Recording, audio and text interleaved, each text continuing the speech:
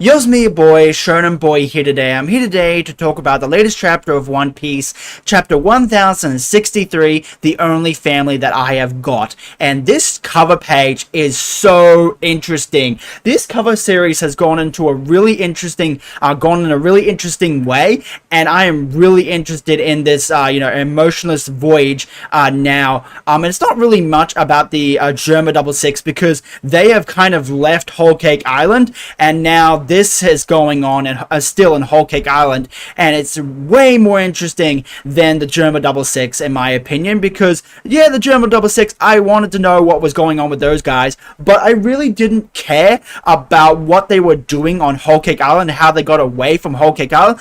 This is way more interesting to the story and the plot than the Germa 66, because I don't really think that Sanji's brothers and Reiju are going to show up again in the main storyline. Maybe at the final war, maybe, but I highly doubt it. But this really sets up Blackbeard and what his intentions are, and this chapter really lays down the groundwork for what he wants to do, and how he's going to get all the Rio poneglyphs, and how he's setting the groundwork and everything like that. Oda's doing a really good work on setting the groundwork for Blackbeard to become the end game sort of villain, and that's really good. He's really setting up Eam and Blackbeard to be the two main sort of villains at the very end of One Piece, and I'm really excited because this cover page, you've got Cracker and Brulee, and Cracker is frozen and Brulee is crying, and you see a little speech bubble where Pudding is in the speech bubble, and she has been kidnapped, and we don't really know who kidnapped her, but we can speculate and we can kind of guess who kidnapped her. It was Aokiji Kuzan, and he has frozen Cracker and all of Chocolate Town, what we saw in the last chapter, and this is probably from orders from Blackbeard. And Blackbeard probably told Aokiji, hey, go to Whole Cake Island, grab Pudding, because we're going to need her for all of the Rio poneglyphs so we can decipher them, so we can get to Raftel. And that is literally how I'm sort of picturing this right now, is that Blackbeard's like, okay, Big Mom has got one of the three-eyed, tribe people. That's one of her daughters. And if she can unlock her third eye, she can read the poneglyphs. And we're going to get her to read the Rio poneglyphs for us, so that we can find the One Piece, so we can find Raftel. And that makes total sense. This cover page is so good, and I am so interested to see where this goes, because there are so many things that could happen now with Blackbeard having Pudding, and him potentially getting all of the rubbings from Law, but we'll get into that later on. So let's get into the actual chapter. So the chapter starts off with Luffy and also Bonnie and Chopper, and they're all really big now because they ate all the food and everything like that, and they're just like, oh god, I ate too much food. Oh, they ate way too much food. And then you see the big Vegapunk, sort of child, Vega 5, I think it was, Vega 5, and I think, I don't remember what her name was. I'm just gonna pull it up right now. Her name was Atlas. So Atlas is standing there with Luffy, Bonnie, and Chopper, and also Jimby. And she tells them you guys ate a lot. Wow. And she's like, okay, well, I'm gonna go back to what I've been doing, and we get a bit more of a better look of Atlas and what she's really about. So she looks like, if you've seen the anime Astro Boy, she looks exactly like an Astro Boy character with, two part of hair and jetpack. And I don't know in the last chapter, they I don't know if they stuffed up the numbers or something like that. I don't know if that was on Oda's part or if it was the scans part. But sometimes it would show 5, and then it show sometimes it would show 6. But it's number 5, and her name is Atlas. I'm pretty sure that's her name. If I get it wrong, sorry. You can correct me in the comments down below. But she has like these sheep ears, and she has a tail and everything like that. And she's an interesting character, and I'm pretty sure we're going to see her pop up here and there, and we're probably going to meet other Vegapunks because there's supposed to be 7 Vegapunks, 6 Vegapunks that are separate from the main body. So yeah. And then we also see a little doggo, which is cute. It's a recycled doggo, and it's chewing up all of the metal and also all of the food scraps that Luffy and Bonnie and Chopper have left around. So that's kind of cute. So yeah. And then we go on with the chapter, and Bonnie and Luffy get dressed into these SSG sort of outfits. I don't really know if this has any significance, like if they're going to get power-ups from these outfits or anything like that, if they're going to get teched out or something like that. But Luffy's outfit looks pretty cool. He's probably going to wear this throughout the whole entire arc. I don't really know how long this arc's going to go for, but I'm assuming it's going to go for a little while, and I hope it goes for like a Zou, or like maybe a bit longer, who knows. But this is very interesting because the outfit that Luffy has is got SSG on it, and he might have some technical sort of things going on with the outfits, and he might be able to use some really high-tech things, maybe, who knows. And then Bonnie gets into a nice outfit, and I'm not gonna lie, Bonnie is looking fly, like she looking hot, man. I'm like, damn, Bonnie, like I never really looked at you like that, but damn girl, you're kind of hot. So yeah. And then Jimby just looks like a dad on a beach day. Like, he goes to Hawaii and he's on a beach and everything like that. And it's just like he just looks like a dad. And honestly, and then Chopper is in a techno suit as well. He's got the goggles and everything like that, a helmet on, and it says SSGO,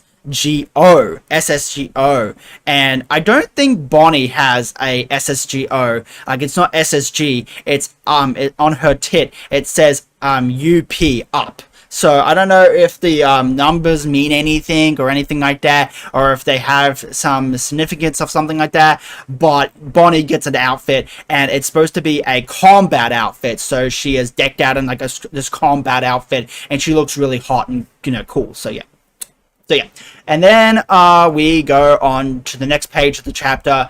We see a Kuma, and I don't think this is Bonnie's father or anything like that, but it's also got police written on the on the chest, and he is patrolling around the area, and Luffy is just eating some pizza, and he's just like, hey guys, you better watch out. This guy means business, and he basically rushes Luffy and tries to attack him for stealing technology, because they dressed into the clothing, and that is stealing from Dr. Vegapunk. So yeah. And he's eating some pizza as well, so I'm assuming that is stealing as well. So yeah. And then the Vegapunk, no, not Vegapunk, the Kuma shoots a laser, and Bonnie sees her father, and she thinks that it's her father, but it's not. It's actually a Kuma, a PX, and she gets kind of stunned that this is Kuma, and this PX, but and Luffy has to sort of save Bonnie and push her out of the way because a laser's about to, shoot her. And a big laser, sort of like, blows up the area that they were standing in. And, and then Luffy's about to go and attack it. But then Bonnie says, no, stop. And full on whacks Luffy in the face and does a full, I'm like, I don't know what type of move that is, but it's a very cool move. And it whacks Luffy in the face and Luffy gets knocked back. And then we see, the Kuma sort of go, laser beaming everyone, and they're all like, why did you kick me? Luffy says that to Bonnie, and she says, oh, don't hurt my father. And Luffy's like, that's not your father. That's just a PX. And it's about to shoot another laser at them, and it's a big laser actually, and it blows up like half the island. Like it literally blows up half the island that this Kuma sets off, and it shoot right at Bonnie. So Bonnie is in real trouble right now, and you see her crying, and it says, "Please don't hurt my father, my daddy." And you can see a little photo of her and her dad. Little Bonnie being picked up by Kuma, and it's really cute and really wholesome and everything like that. So yeah, but that's not her father. I don't think that's Kuma, because Kuma is in Marijois right now, and well, actually no, he's not in Marijois. He's with the Revolutionary Army. That's right, he's with the Revolutionary Army. I almost forgot about that, but yeah. So this is not Kuma, but Bonnie thinks it is Kuma because it looks exactly like her dad. So yeah. So then we go away from that, and now we go to a certain sea in the New World, and this is where the chapter gets really good, like really good. So Law is in his submarine, and he's underneath the water, and we get Blackbeard's one of Blackbeard's ships, and Law for some reason turns into a girl, and I'm not and if you don't know, Oda drew all of the supernovas gender bend. If Law was a girl, it would look like this. If Kid was a girl, it would look like this. And if Luffy was a girl, it would look like this. And he gender bend all of the supernovas, and he's gender bend all of the Straw Hats as well. So yeah, so we get a nice Law. Like, not gonna lie. A nice Law. and Beppo also turns into a girl as well, and all of the crew is turning into females, and they're all like, what's going on? How are we turning into these females? What's going on? Why are we swapping genders? Like, what is this? And then we get a really good drop from Law. He says that devil fruit powers, if you apply enough haki to a devil fruit, you can break out of its control. So I don't know if this was any confirmed or anything like that about if you apply a certain amount of haki to do a burst of haki, you can get out of a devil fruit sort of power. I don't know if that was confirmed or anything like that before. It's been hinted at, and it's been dropped here and there that if you apply enough haki, you can punch a devil fruit user. But now if you apply enough haki, you can get out of the effects of someone's devil fruit as well. So that's going to be very useful, and haki is becoming very, very broken lately. There's so many things that haki can do that it's becoming a really broken ability, honestly. So yeah, but it has to combat the broken devil fruits as well, because if you get a really powerful devil fruit, you can be straight up broken. So yeah. And then moving on, and then we see the Blackbeard crew, and there's a lot to go over. So the first one is Doc Q, and he has the devil fruit of the sick fruit, and he can do these particular plagues that change your body in certain ways, and he changes the whole crew of Law's crew into women because this is the maiden transformation plague. So he has the devil fruit, the sick fruit that does plagues. That's how what I'm thinking of right now. And then we get then we get Van Auger, and he has the warp fruit, which is kind of broken if you ask me. So Van Auger can warp people and objects and other things, and he warps Jesus Burgess over to where Law is, and Jesus Burgess has the pump up fruit. Like he can pump up his muscles and make him have superhuman strength, and he's picking up this like mountain, and it's just like, whoa, these guys are like decked out in all these powerful devil fruits and everything like that. And Blackbeard has definitely been he's definitely been decking his crew out with really powerful devil fruits, and really has been searching for these particular devil fruits that he obviously knows where they are, because I don't think that he would just randomly come across these devil fruits if he didn't know where they were. Blackbeard has been was searching a long time to find the darkness fruit, and he knew the devil fruit cyclopedia. Like, there's a devil fruit cyclopedia where they record all these different devil fruits, and I'm pretty sure that Blackbeard is using that encyclopedia to go around the new world and find these really powerful devil fruits, and deck his crew out with these really powerful devil fruits. And So let's just go over them again. Doc Q has the sick fruit. Van Auger has the warp fruit, and Jesus Burgess has the buff fruit. And they all have Doc Q can have he can do certain plagues that affect the body. Van Auger can warp people and warp objects, and and Jesus Burgess can bump up his muscles and make him have superhuman strength. So yeah. And then moving on, and then we see the man himself, Blackbeard, and he is he's riding on top of the horse with Doc Q, and we also see that Doc Q's horse has a devil fruit as well, the mythical Zoan horse fruit, Zoan fruit model Pegasus. There's not very many mythical Zoan devil fruits out there. They're very rare. There's only a couple of people who have those. There's Marco, there's Luffy, and also Sengoku, the Buddha.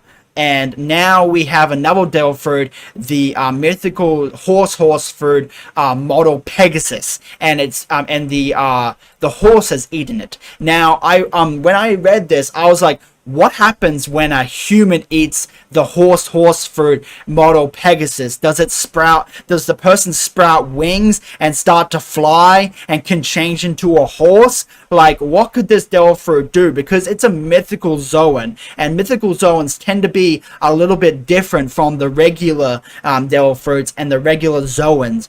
They have certain powers, and they have the 3 stages with the Zoans, but they also have a really unique ability to them and everything like that. So so that was very interesting, and this is basically the end of the chapter. It's a very short chapter, but it's right to the point and everything like that. And Blackbeard is saying to Law, how many poneglyphs do you have? Now that Big Mom and Kaido are out of the picture, the world is going to be changed, turned on its head, and the waters are going to start changing around here. And how many real poneglyphs do you have, Law? And it's going to be a fight between Law and Blackbeard, and winner takes all, they say. And at the very end of the chapter, and I'm just like, hey, yo, I really want to see this fight. I really want to see, Blackbeard versus Law, because Law has got such a really unique and interesting devil fruit and everything like that, and he's changed back from his, girl form to his original form, his, guy form, and he applied enough haki to get out of the, the devil fruit's, power. So yeah. So I'm really curious on how this fight's going to go, who's going to win and everything like that. And man, I really want to see this fight. I don't know if we are going to see this fight in full, but I really want to see, Blackbeard versus Law. And yeah, but I don't really feel like Law's going to have any trouble with sort of Blackbeard. Blackbeard is a Yonko, don't get me wrong, and Blackbeard is really strong, but Law's Delphi is really broken and really, you saw what he did to Big Mom, and you saw how he was basically, holding that fight when it came to Kid versus, Kid and Law versus Big Mom. So yeah, so I'm really interested to see, how his power is sort of going to work within Blackbeard and his two devil fruits and everything like that, and him going up against his crew, because his crew is decked out with all these really powerful devil fruits and everything like that, and I don't really see that Law's crew can really do anything against Blackbeard's crew, because Law's crew is kind of like weak, honestly, because Law is the only one that's really strong in his crew. Maybe there's some strong people in Law's crew, but honestly, Law is the strongest in his crew and the only one that seems to be strong in that crew. So I don't think that Law's crew are going to really do anything to the Blackbeard crew, and so yeah, I think they're going to be kind of wrecked, honestly. So yeah, and Law versus Blackbeard, that's a fight I really want to see and how interesting that's going to be. So yeah. But this chapter was really interesting and really cool. It sets up the groundwork for Blackbeard with the cover story with Pudding being kidnapped.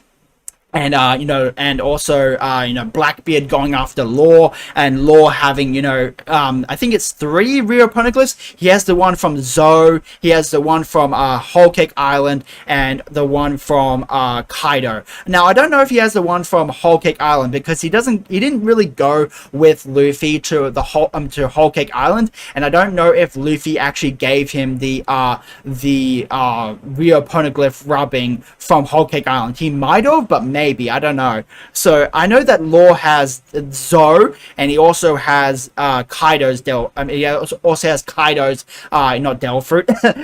He has Kaido's Rio Poneglyph. Now Blackbeard could get the rubbing from Big Mom's territory right now, because he he kidnapped Pudding. Well, not really him, but it was Kuzon that that kidnapped Pudding, Aokiji, and while he's there, he could honestly go into Big Mom's territory and also grab the rubbing of the Rio Poneglyph as well, while Big Mom is not there. Now this is very interesting, because if Blackbeard wins, Blackbeard has he has now he has the Zoe Rio Poneglyph, and now he has Kaido's Rio Poneglyph, and then he could get the Rio Poneglyph rubbing from Aokiji, and then he has to find the last one as well with Luffy. So yeah, so Blackbeard is he's laying the groundwork for Blackbeard to swoop in and get all of the rubbings from Law, because I honestly think that's how it's going to go. Law is probably going to lose this fight to Blackbeard, and Blackbeard's probably going to take the rubbings from Law and get all the Rio Poneglyphs from Law. And maybe he might steal Law's Devil Fruit, who knows, because Blackbeard was after Boa Hancock's fruit as well. So he might be after Law's fruit as well. He might steal Law's fruit. Who knows? But we'll have to wait and see. And this must be a little bit after Blackbeard went to Amazon Lily. It has to be a couple of like months since he went to Amazon Lily or something like that, because it's very weird that he can go from Amazon Lily to the New World and then and somewhere meet Law and have a battle with him. It's a bit weird, and I don't really know the timelines of when this happens and when did the Amazon Lily stuff happen. It's a bit weird. I really wish Oda would kind of clarify, when did the Amazon Lily thing happen and when did this happen, because the timelines I don't really know if they sync up. So yeah, but I am very interested to see where this goes with Law versus Blackbeard and the cover series and the groundwork that Oda is setting for Blackbeard and what's going to happen. So yeah. But anyways, this is your boy, Shonen Boy, signing out. Like and subscribe, comment down below. What are your theories about what's going to happen with Blackbeard and Law? Do you think, Blackbeard's going to lose this fight, or do you think Law's going to lose this fight? And who's going to win this fight? And what's going to happen with, with the cover series, with Pudding getting kidnapped, do you think Kuzon got all the rubbings? Got the rubbing from Whole Cake Island? Do you think he is under orders from Blackbeard? What is his motive and everything like that? Who really knows? But but this chapter was really, really good, and it really sets up Blackbeard to be it sets the groundwork for our Blackbeard and him setting him up to be sort of maybe the final villain for our One Piece, and him getting the Rio Poneglyphs and maybe potentially getting the One Piece very, very sooner than we thought. So yeah. But anyways, until next time, I'll talk to you guys later, and have an awesome day.